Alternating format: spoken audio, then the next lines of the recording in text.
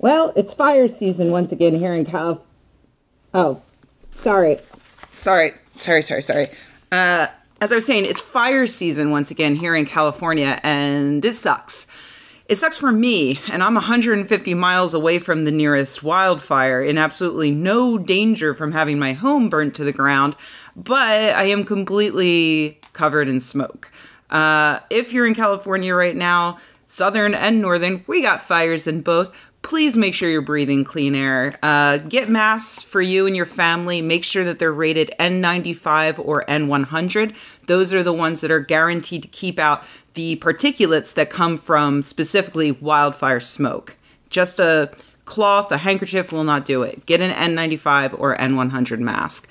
I have some throwaway ones, but then I realized we live in Earthquakeville and also Wildfireville, and this stuff happens every year. So throw one in your earthquake kit. It's just, it's cheap and it's worth it because, even if you don't have respiratory problems now, it'll prevent you from getting them in the future from all of this bad air quality.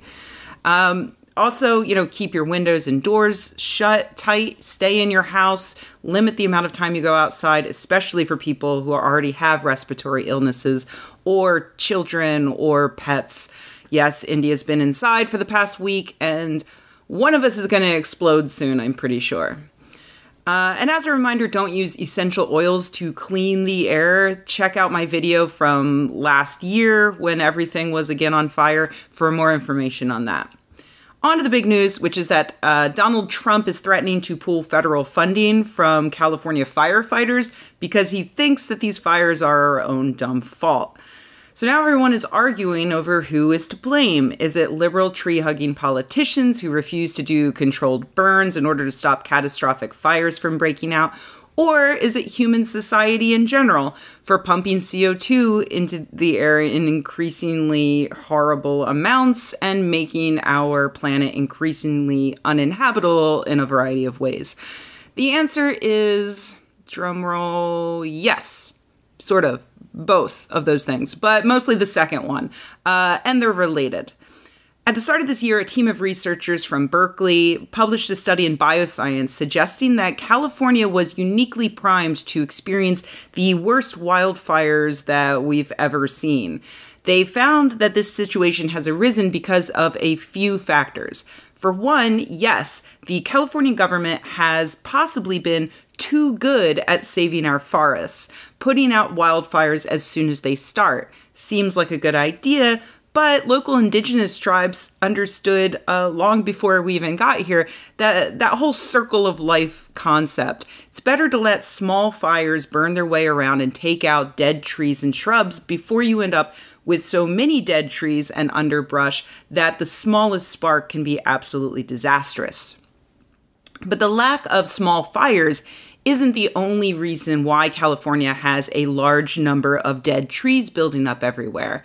We're currently in the middle of a great Californian tree die-off, in which hundreds of millions of trees have died due to drought and insects, indisputably caused by climate change.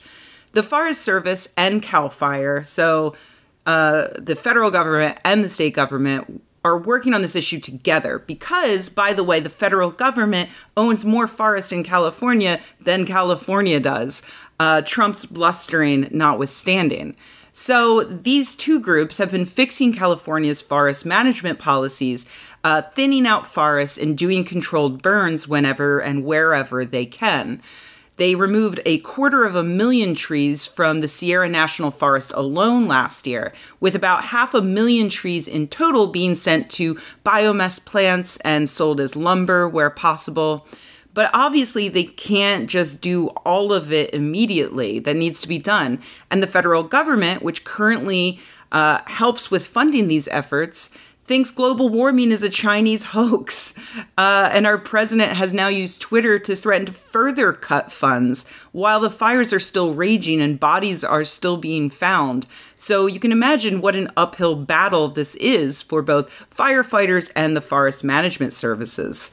So yes, ill-conceived policies haven't helped, but that part is being fixed. Meanwhile, it's global warming that has done the most damage. And not just by killing millions of trees to make plenty of kindling for the next wildfire.